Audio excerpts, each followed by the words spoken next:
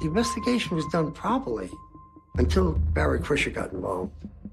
Was he trying to hide something? I don't know. But when you agree to do an investigation and prosecute, and then you don't, something is wrong. All of that work by the Palm Beach Police Department, and the prosecutor just lets him skate. It's unconscionable. Rightfully frustrated, Chief Ryder asks the FBI and the U.S. Attorney's Office in Palm Beach to open a federal investigation. The U.S. Attorney for the Southern District of Florida was a man named Alexander Acosta. Now, this is a guy who had cut his teeth on prosecuting Cali and Medellin drug cartels. He seemed like just the guy to take on Jeffrey Epstein and finally get some justice for these young girls. When Chief Ryder goes to the U.S. Attorney's Office, U.S. Attorney Acosta promised him that he's going to prosecute this to the fullest extent. When the FBI began their investigation, they began to re-interview a lot of the young victims that Joe Terry had already spoken with. In addition to that, they found additional victims that Jeffrey Epstein had abused. Ultimately, we were trying to fight on behalf of these young girls and trying to get some measure of justice. The federal investigation goes on for 2 full years. They come up with 40 women, and they had a 53-count indictment ready to go against Epstein. Jeffrey Epstein's looking for a powerful Republican to get him off the hook. And guess who he hires? Ken Starr. Ken Starr. I mean, this was the prosecutor, the special prosecutor who went all in on the Clinton impeachment, which was effectively a case about sex between 2 consenting adults. And here, on the other hand, you've got Jeffrey Epstein, who is suspected of raping and molesting 40 children. Starr and Dershowitz. It doesn't get bigger than that in the legal world. Only somebody with an endless supply of money and power could assemble a team like that. And it really began to beg the question, where was Jeffrey Epstein getting all his money? Epstein's accumulation of real wealth begins after he managed to avoid charges in the Towers Ponzi scheme. He soon sets his sights on his next mark, a well-known billionaire. Leslie Wexner is a retailing tycoon who owns a company that owns a lot of the stores you'll see in an American shopping mall, from Victoria's Secret to The Limited, Structure, Abercrombie & Fitch. Les Wexner had fired some financial guy, and he needed a replacement. And somebody recommended Jeffrey Epstein. Wexner trusted Epstein with the running of his investment funds, his trust funds, his foundations. Epstein was the fixer. Soon, Wexner grants Epstein full power of attorney, which allows Epstein to make financial decisions for Wexner. Jeffrey Epstein is overseeing, in that 1 year alone, almost $250 million of stock transactions for Wexner, which is about $475 million today. In that year, Jeffrey Epstein is in a 1-bedroom apartment. He suddenly buys an airplane. He hires a full-time pilot. He starts liquidating large amounts of Leslie Wexner stock holdings. And shortly after all these stock transactions, Epstein, like clockwork, will purchase a ranch, purchase an island.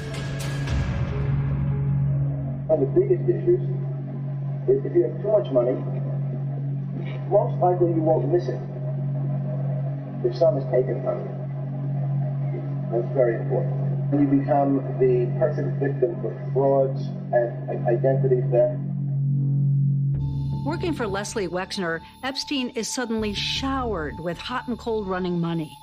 And in 1995, Wexner bestows upon his financial advisor a magnificent gift, a $70 million Manhattan mansion. It was rags to riches in 24 hours. Few people with that kind of trajectory in history and lack of formal education get these kind of opportunities, which goes back to the question, why in fact did Leslie Wexner trust a man who was fired from the investment house with $1 billion? That's a lot of money. The rumor mill really went into overdrive on this one. Did Jeffrey Epstein have something on Les Wexner? Or were the two of them at any point maybe involved together in something unsavory? I mean, that was what people were talking about. However he got so rich, Epstein did build a massive power base of wealth and personal connections so he could live his life any way he wanted and squash anybody who got in his way. Federal authorities in Florida quietly work the case for 2 years, an investigation that barely makes the news. They find 40 victims claiming they were forced into Epstein's sex trafficking ring. Then, the financier turns up in the Palm Beach County Courthouse. This doesn't make any sense at all. None of the alleged victims are present. And if he's still under a federal investigation, then what on earth is he doing in a state courthouse? Despite the massive amount of evidence of sex trafficking, Epstein is somehow given a remarkable deal. The U.S. Attorney's Office and Epstein's lawyers enter into a sweetheart deal, which is called the non-prosecution agreement. He agrees to 1 count of felony prostitution and 1 count of soliciting a minor. There's no such thing as a child prostitute. If you're 14, you are not a prostitute. You are a child. You don't understand the consequences of what you're doing. It's ridiculous calling them prostitutes. They're a victim of sex trafficking. On June 30th, 2008, Epstein agrees to an 18-month sentence after U.S. Attorney Acosta agrees to drop all federal charges. The non-prosecution agreement gives immunity to not only Epstein, but all potential co-conspirators, which was unbelievable to us as lawyers at the time. This is where it gets really ugly. In conversations with the authorities, Epstein's lawyers actually make the case not to tell the victims about any of it, not to involve them. Nothing. They hear nothing. Acosta apparently agrees, despite the fact that the decision could be in violation of the Federal Crime Victims' Rights Act. The secret plan to exclude the victims is not reported in the press until after it's all done. The victims, they're supposed to be told about any plea deals or any type of sentencing and have some kind of input, whether real or symbolic. And they were totally kept in the dark about everything. The victims were willing to fight, they were willing to go on the record, and they were not even contacted as the law required to get their approval. The only reason that Epstein got the deal he got was because of his money, his power, and his influence. You take any other person off the street and they're accused of molestation or sexual abuse of one girl.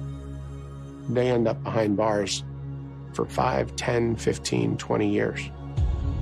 In 25 years, I'd never seen a non-prosecution agreement that broad. The only thing we could rationalize in our mind was that maybe the U.S. government was getting something out of this deal. Maybe he was an informant. It was during the huge financial crisis and the stock market crash. So maybe he was giving information to the federal government for prosecutions of financial crimes. We had heard that he was maybe an informant working with the Israeli government, and that's why they treated him the way they did. We never truly learned the reason why they backed down the way they did. A deeper dive into Epstein's history might provide clues as to how he became so powerful, so fast.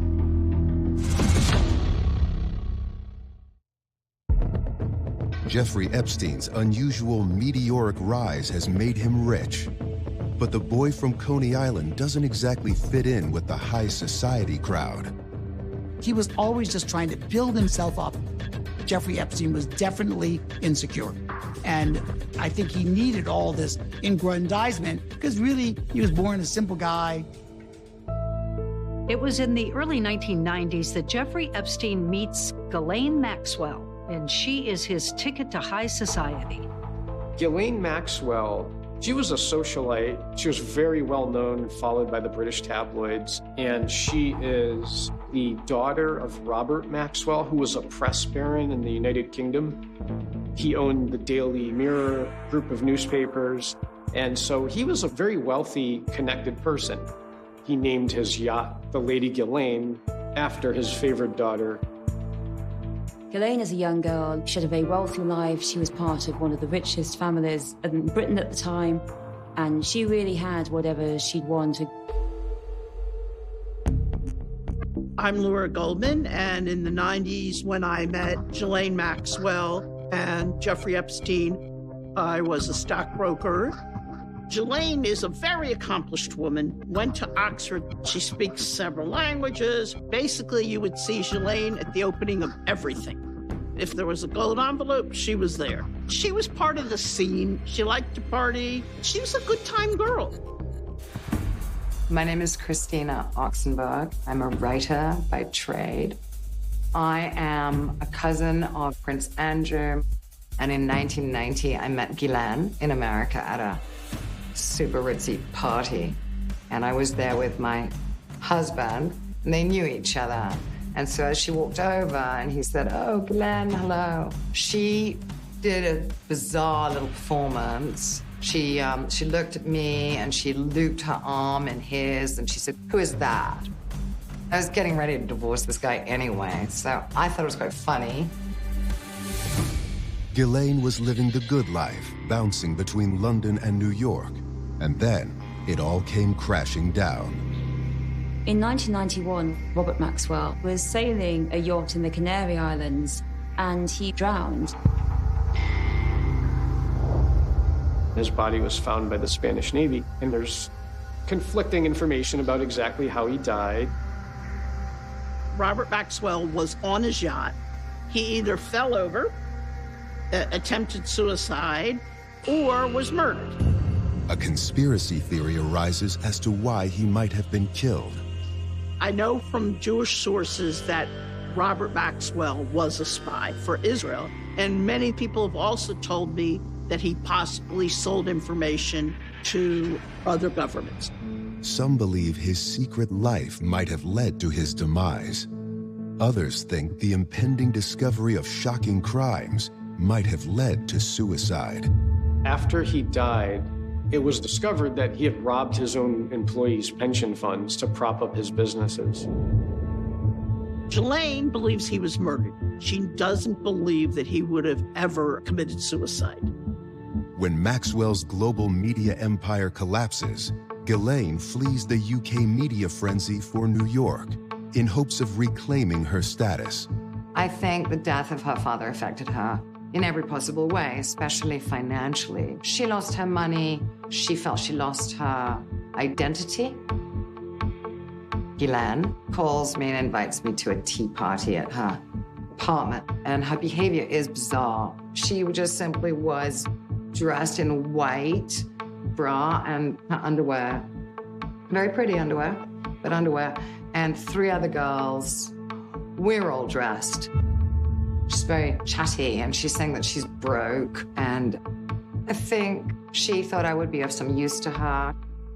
A close friend of hers introduces her to Jeffrey Epstein at a dinner, and that's where their relationship begins.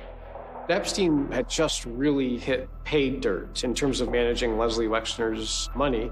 So Ghislaine comes over, and they appear to be dating. By now, Ghislaine knows everybody, and she introduced him to everybody. Her entire network. Ghislaine has a way, people call it charm, I would call it theater. And she's working constantly to make you laugh, make you comfortable, draw you in. She is the grifter, 100% grifter, and she's fairly good at it. And Jeffrey had like a list, like a wish list of the type of person he wanted brought in. She introduces him to the Duke of York, Prince Andrew. And it's right around that time that he's starting to cozy up with the likes of Bill Clinton and one very wealthy and powerful playboy and real estate mogul in New York, Donald Trump. Jeffrey Epstein and Ghislaine Maxwell are frequent visitors to Mar-a-Lago, a resort that Donald Trump owned and turned into a club. Soon, Maxwell moves into Epstein's 71st Street mansion. Over time, Epstein and Maxwell's relationship evolves from dating and networking into something more sinister. Maxwell became the mistress of the house. She would also procure the girls that she felt he would like. She says he has an incredible sex drive. He has to have 3 orgasms a day. So I help him out by bringing in the females. She felt no compunction about telling me this. If anything, she was proud. He's been hiding his sexual proclivities from, the people he doesn't want to know. But at the same time, he's wriggling his way into the upper echelons of New York society, toast of the town. At one point, he even became a board member of the New York Academy of Art. My name is Maria Farmer. I am the first person who reported Jeffrey Epstein to local authorities and the FBI. In the 1990s, I was in graduate school in Manhattan at the New York Academy of Art. It had been a dream of mine my entire life, not only to live in Manhattan, but to be an artist, a painter in New York City. In 1995, Maria meets Jeffrey Epstein and Ghislaine Maxwell at an Academy event. They have a graduation, and everyone puts their paintings up, and it's kind of a gallery exhibit. It was the only time I got to hang my paintings in a gallery. Epstein zeroes in on one of Maria's paintings, which features a young girl on a couch with a man watching her. Maria explains that the model for this piece of art was her little sister, Annie. I had no idea who they were. Jeffrey said that he didn't typically appreciate beautiful work, but he found my work both compelling and beautiful. He said with my work, he appreciated it because it would get him thinking. The wealthy financier makes a cut-rate offer, half the price. He struck me as very cheap to ask for a discount from a student. But Jeffrey said, I'm giving you a great opportunity. With the discount you offer me, I'm going to be giving you the best opportunity. Epstein offers the struggling art student a job. He said, show up at 8 o'clock in the morning at the mansion. Maria's new job, receptionist. My only duty was to sign people in and sign them out as they left. Elan came in and she gave me all the instructions as to how to behave and how to speak to people and breathe, basically. She was also the one who was first showing me all the pinhole cameras next to the desk. I mean, he was very silly about it too and very proud of this, but right next to my head were several little pinhole cameras. I saw a lot of children coming in, a lot of children, little girls. I remember thinking, how can this many young girls be coming and going? What is the deal? Elan said, they're Victoria's Secret models, Maria. And I believed her. Why would I not believe her, right? I mean, I know nothing about modeling. I know about art. Soon Maria realizes working a billionaire's front desk isn't exactly her dream job. I mean, here I was. I just received a master's degree in painting, and this job really made no sense for me. And I stayed with it for months because I was just destitute. Then Epstein begins asking about Maria's family. Maria Farmer has a 15-year-old sister, Annie Farmer, and Epstein and Maxwell get giddy and excited about this, and they want to meet her. So they represent to the mother that there's going to be like a scholarly conference for aspiring college students, and that they want to help Annie pay for college and that she should travel abroad so that she can get the type of resume that would look good to an Ivy League college. I did not know that he was evil. I just didn't see it. She worked at that unrewarding front desk job for several months, but then she got a fateful phone call. She got a job offer to do a series of paintings for a Hollywood movie. I said, I no longer want to work for you at this desk. I got a new job doing these paintings. I didn't really have the space in my apartment, but I was going to make it work. But instead, Jeffrey said, you know what? I have an incredible house on my friend's property. He gave it to me. It's Les Wexner's house. You can stay there and paint. I thought this might be a really good experience. That was the beginning of the worst time of my life. And I was never safe again.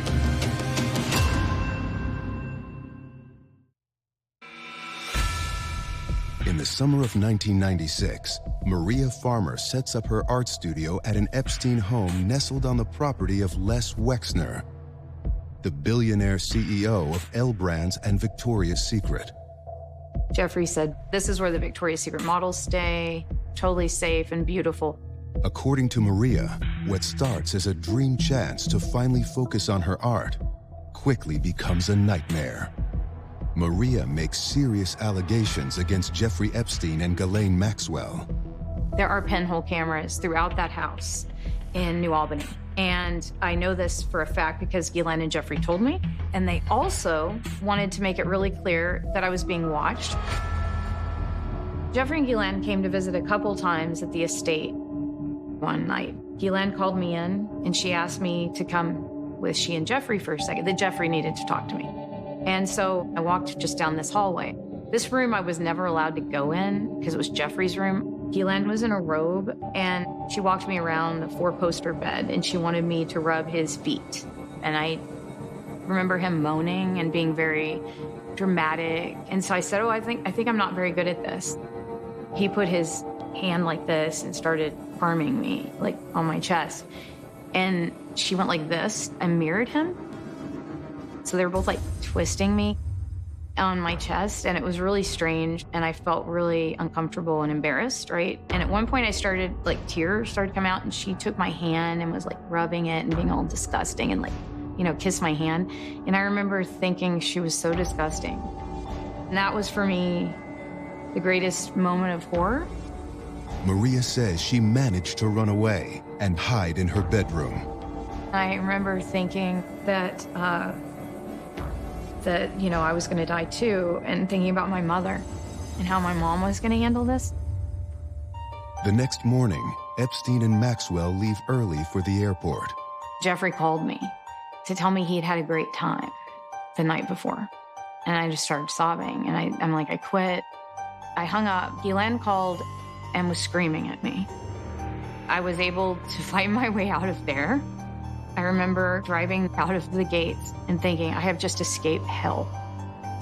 And I just got out of there. And I couldn't believe I was alive. Much to her horror, Maria says she learns that she's not the only family member who has allegedly been assaulted by the couple.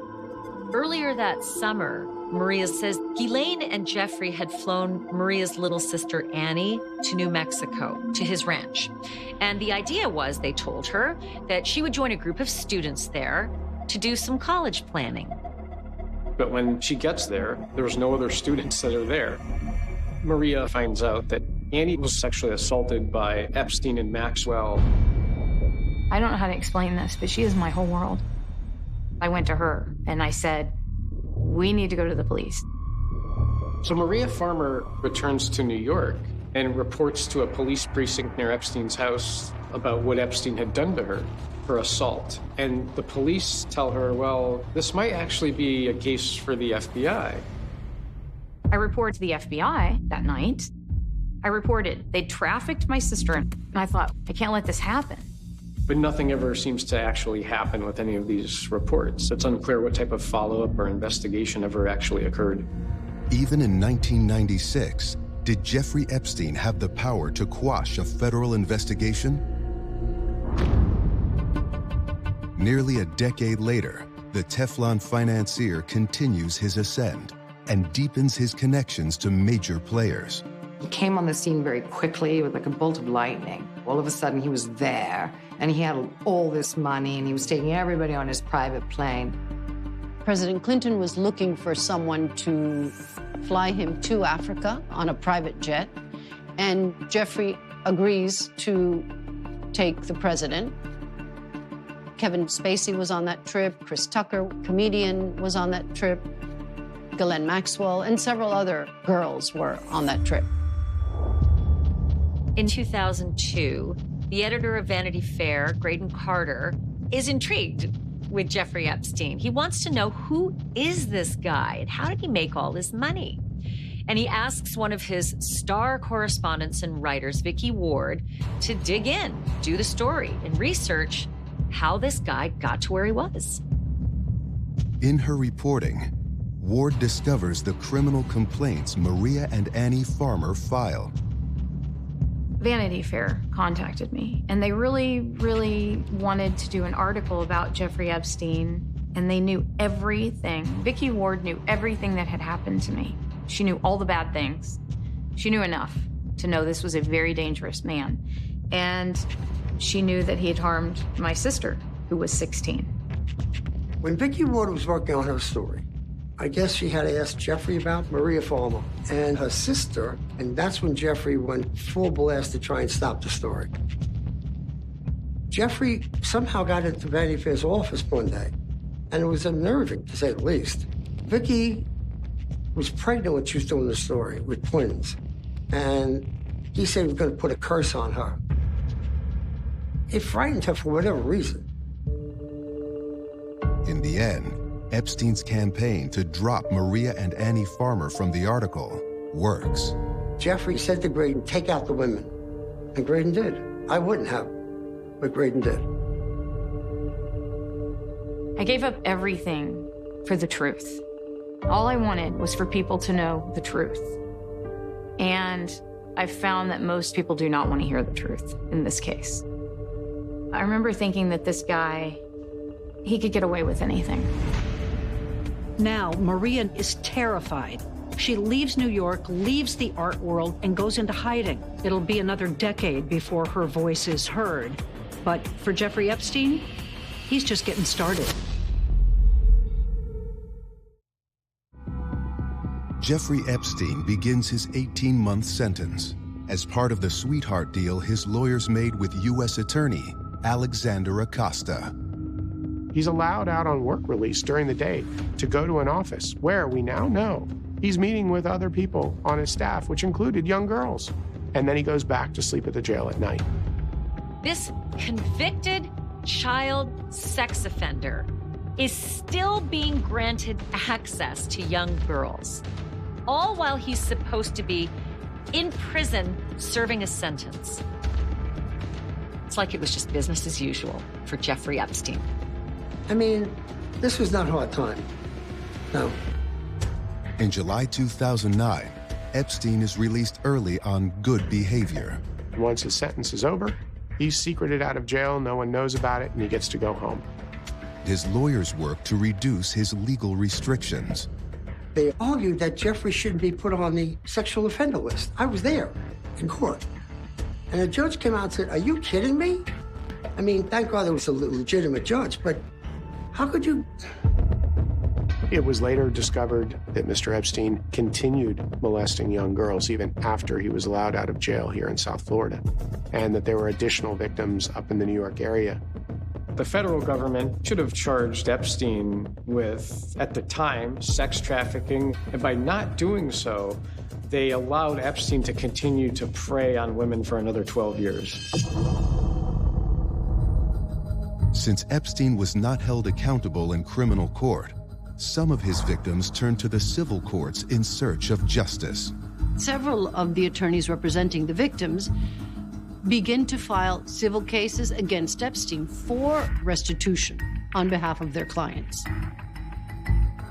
I wanted Epstein to know that despite his wealth, despite his power, despite who he felt he held influence over, I didn't care.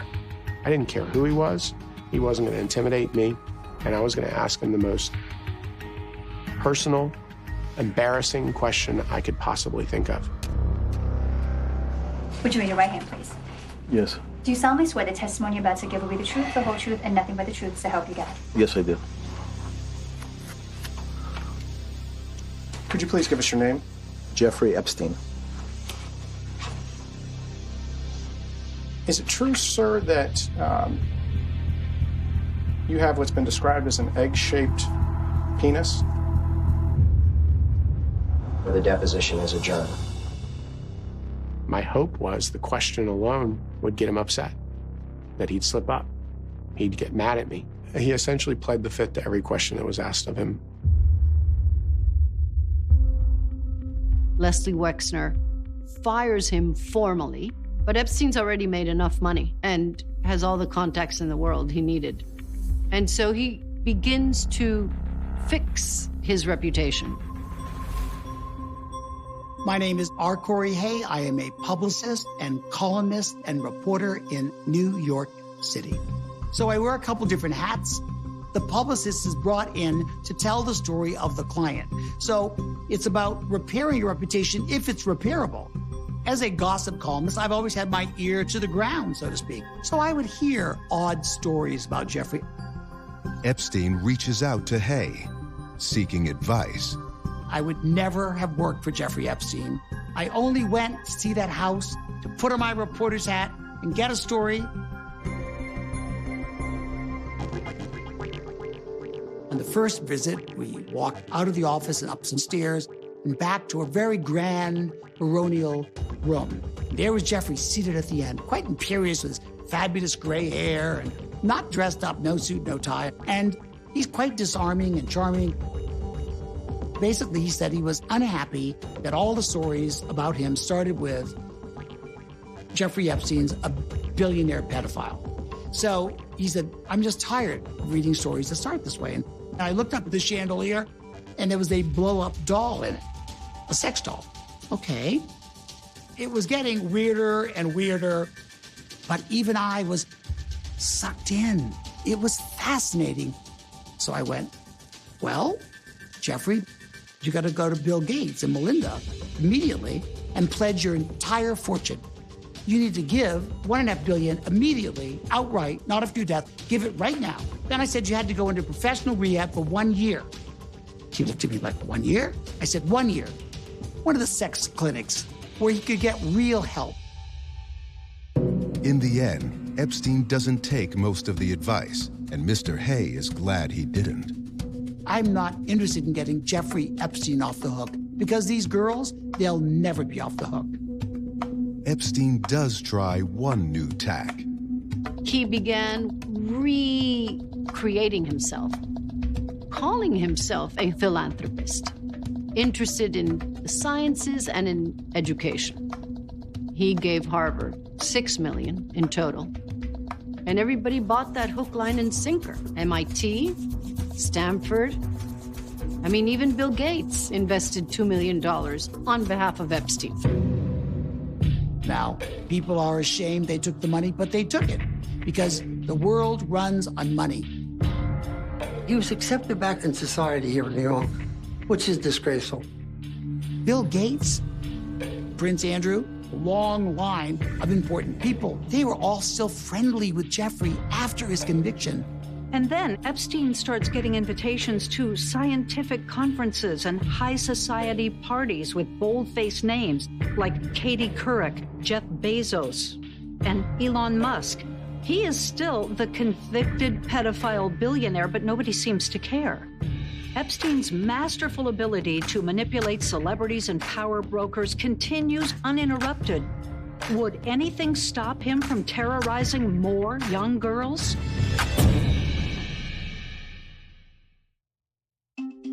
When Jeffrey Epstein reemerges onto the New York social scene, he quickly reconnects with a powerful old friend, His Royal Highness, Prince Andrew. Jeffrey's out a year or so. He's in New York, and he and Prince Andrew are caught strolling around Central Park.